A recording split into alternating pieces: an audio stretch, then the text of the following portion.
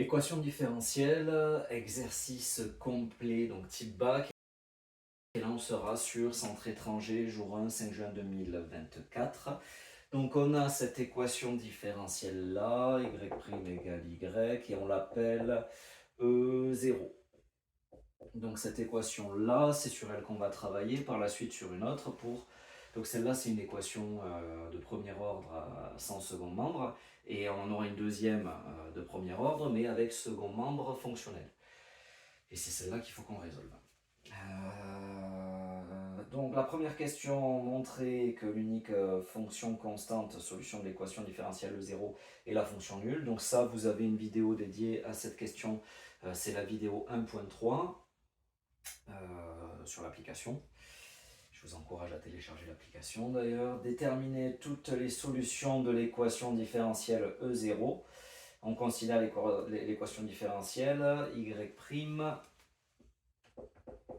égale y moins cos x moins 3 sin x. C'est elle qu'on va devoir résoudre et qu'on va appeler E, qu'ils appellent E. Donc première question, donc là on est sur un exercice complet sur les équations différentielles. C'est assez rare, mais c'est vrai que ça peut surprendre quand ça tombe. Donc voilà, c'est bien d'en faire un. Donc vous avez les premières questions qui sont faciles, il ne faut pas... voilà, c'est tout ce qu'on a vu précédemment. Il ne faut pas stresser. Et vous avez toujours la fameuse question qui tombe presque à chaque fois. Vérifier si telle fonction est solution de l'équation. Donc c'est le cas. Pour la question 3, la fonction h est définie sur r par h de x égale 2 cos de x plus sin x. On admet qu'elle est dérivable sur r, démontrer que la fonction h est solution de l'équation différentielle E. Donc vous avez h de x qui fait 2 cos de x plus sin x.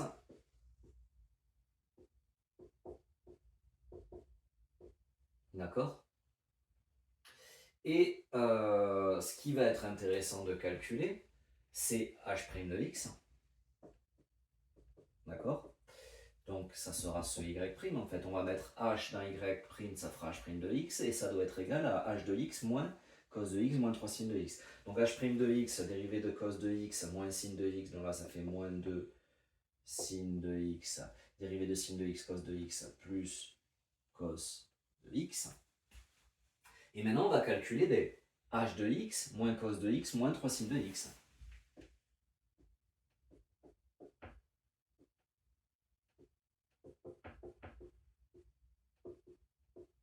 D'accord? Je calcule en fait ça.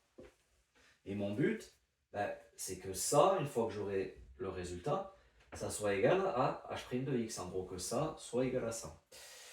Et ça me donne donc h de x, c'est 2 cos de x plus sin de x. Et là, on a moins cos de x moins 3 sin de x. Ce qui nous donne cos de x moins 2 sin de x. Et on a bien h de x moins 3 sin de x qui est égal à h' de x. Regardez ça, c'est bien égal à ça. Donc on a bien h' de x égale h de x moins cos de x moins 3 sin de x. Donc on a bien h de x qui est solution particulière de l'équation différentielle E. Donc voilà pour la question 3. Maintenant, la question 4 est plus compliquée. Donc pour la question 4, c'est en gros, vous avez la 4 et la 5. La 4, c'est la grosse démonstration, et la 5, c'est si on applique bêtement le cours sur les équations de premier ordre avec second membre fonctionnel. Si vous êtes en retard sur vos révisions, là, vous passez la question 4. Vous allez directement à la question 5. Allez, c'est parti pour la question 4.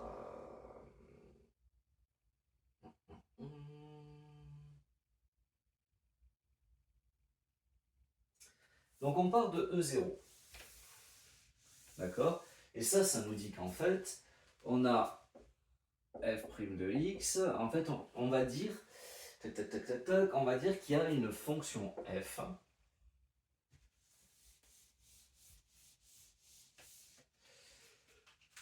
il y a une fonction f qui... Est-ce que j'avais pas une question 2 à faire? Tac, tac, tac, on a passé la 1. Ah oui, il y avait la 2 à faire. Alors, on va retourner un peu en arrière. On va faire la 2 et ensuite la 4. La 2. La 2, elle était simple, donc c'est pour ça que je l'ai un peu passée. Vous devez résoudre ça, y', donc vous devez trouver la solution générale de y' égale y, si je ne me trompe pas, voilà.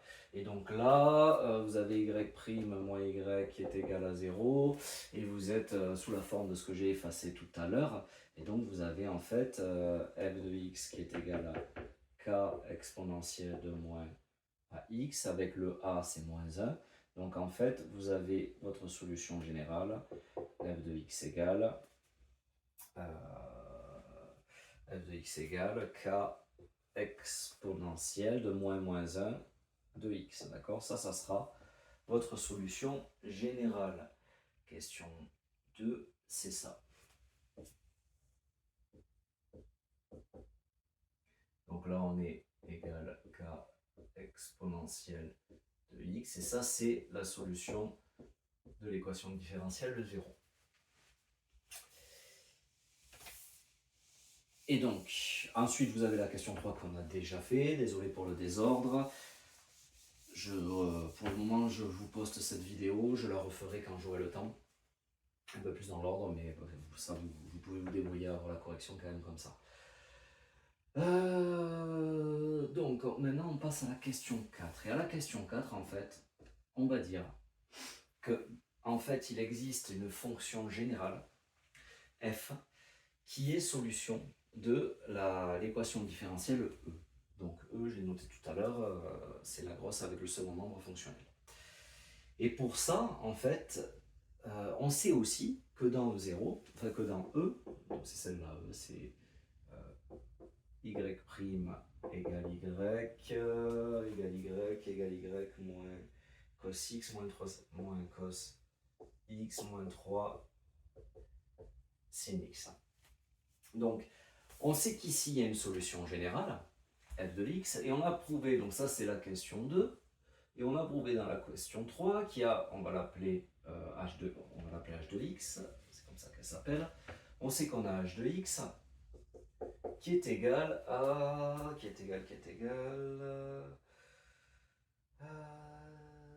2 cos de x plus sin x.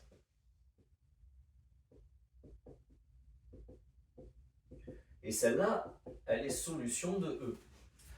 Donc en fait, nous, on veut trouver un f, compléter ce f pour qu'il soit solution générale de cette équation-là. En fait, cette fonction est solution de cette équation, cette fonction est solution particulière, donc c'est la solution générale de cette équation, celle-là, solution particulière de cette équation.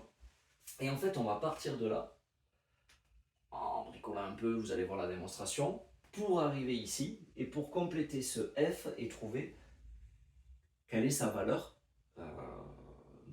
quelle est sa valeur en général. Donc, pour ça, en fait, on va insérer ici f de x prime moins, enfin f de x moins h de x, on va en faire la dérivée, et ici, f de x moins h de x. Il vous faut noter que par linéarité de la dérivation,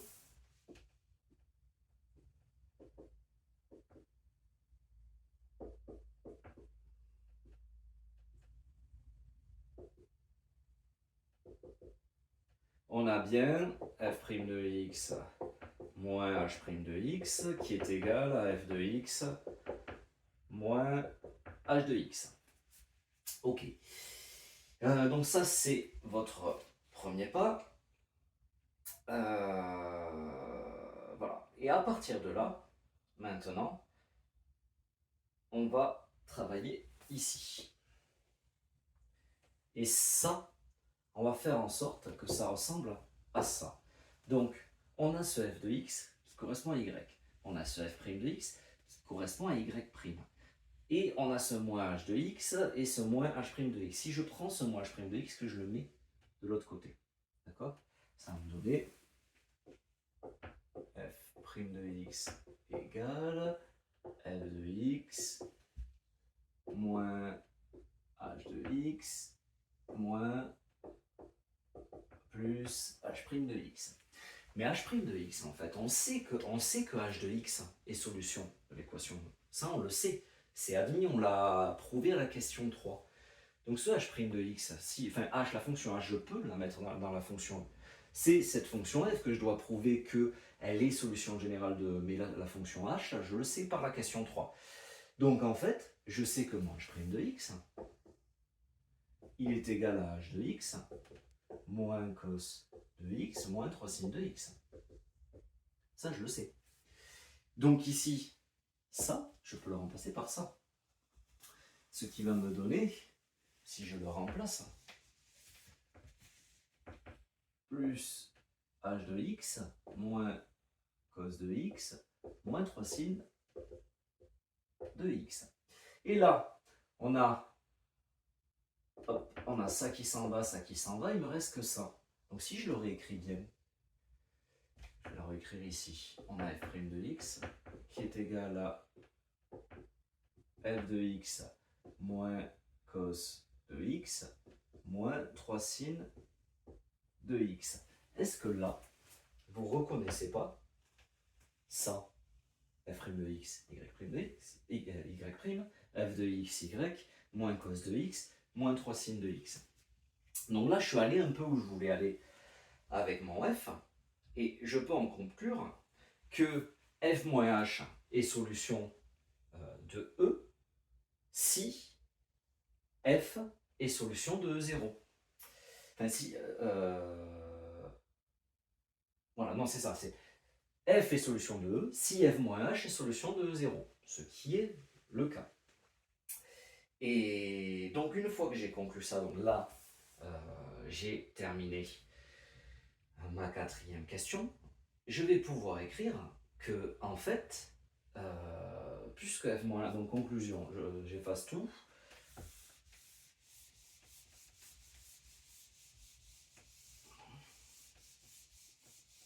Je vais pouvoir écrire que, donc je vous rappelle, je vous dis, f est solution de E.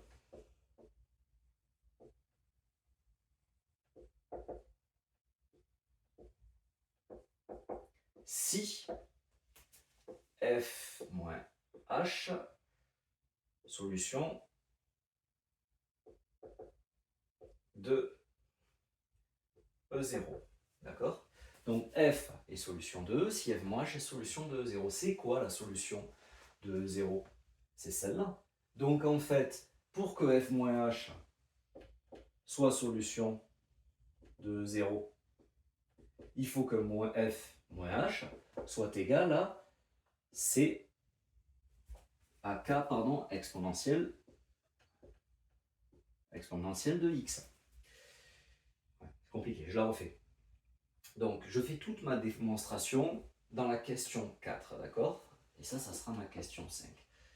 J'en conclus que f est solution de... Je vous laisse regarder la démonstration si vous ne l'avez pas compris, mais là on est sur la conclusion. J'en conclus que f est solution de E, donc E c'est la grande équation avec le membre fonctionnel, si f moins h est solution de E0, la petite équation qui est égale à 0. Donc, ça veut dire que f, pour qu'il soit solution de 0, de E, il faut que f moins h soit solution de 0, donc il faut que f moins h soit f de x moins h de x soit égal à la solution qu'on a déjà calculée de 0, qui était celle-là. Donc on obtient cette égalité. Et une fois qu'on a ça, ben on a tout fait en fait. On a f de x qui est égal à k exponentielle de x moins plus h de x, sachant que h de x, on sait que sa valeur c'est h de x, on sait que sa valeur c'est 2 cos de x plus sin x, donc du coup on a f de x qui est égal à k exponentielle de x plus 2 cos de x plus sin x.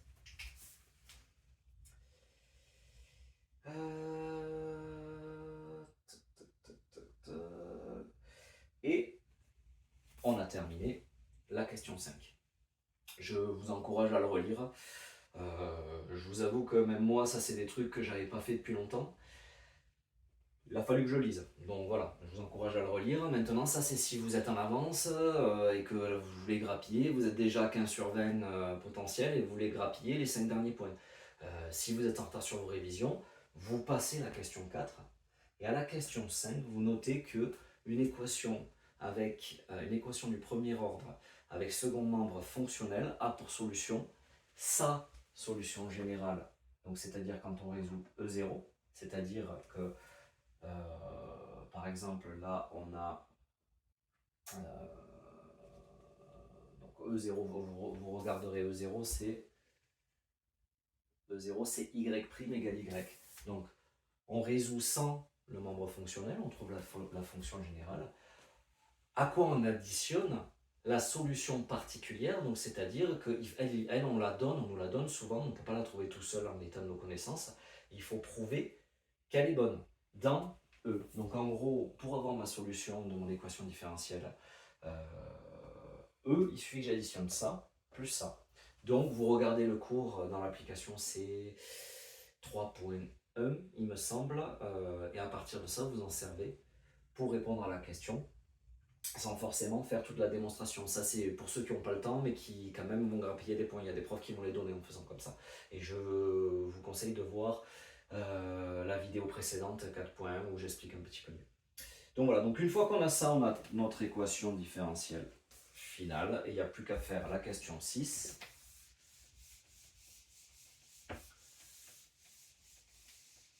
Il n'y a plus qu'à faire la question 6 où on nous demande de trouver en fait ce cas-là. Et on nous donne G0 égale 0. Et en fait, bon, ils partent du principe que cette fonction, au lieu de l'appeler f, on l'appelle g, que la solution s'appelle g. Voilà. Donc si G0 égale 0, G0 il est aussi égal à k exponentielle de 0 plus 2 cos de 0 plus sin de 0. Pour ceux qui ne se souviennent pas, à la trigo, vous faites un petit cercle, le 0 est là, le cos est ici et le sin ici. D'accord? Donc, cos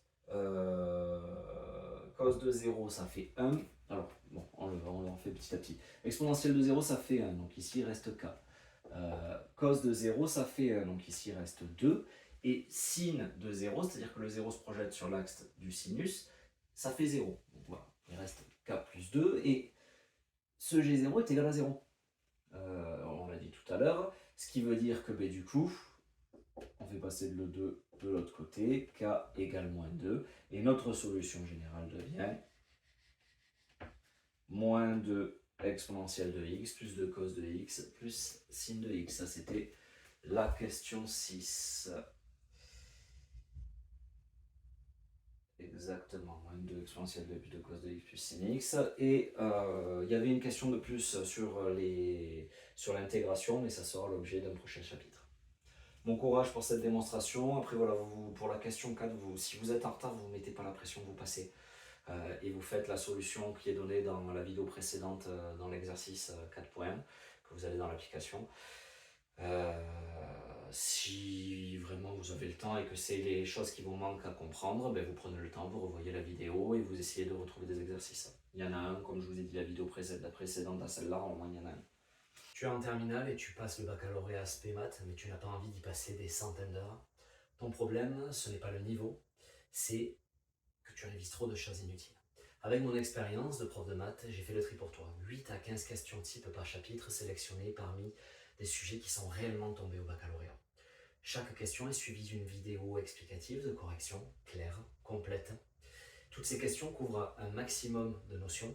Tu les retrouves sous différentes formes et plusieurs fois pour comprendre, mémoriser et maîtriser. Résultat, tu couvres l'essentiel du bac. Tes révisions sont beaucoup plus courtes et tu arrives serein à l'examen. Tout est dans l'application, le lien est dans la description.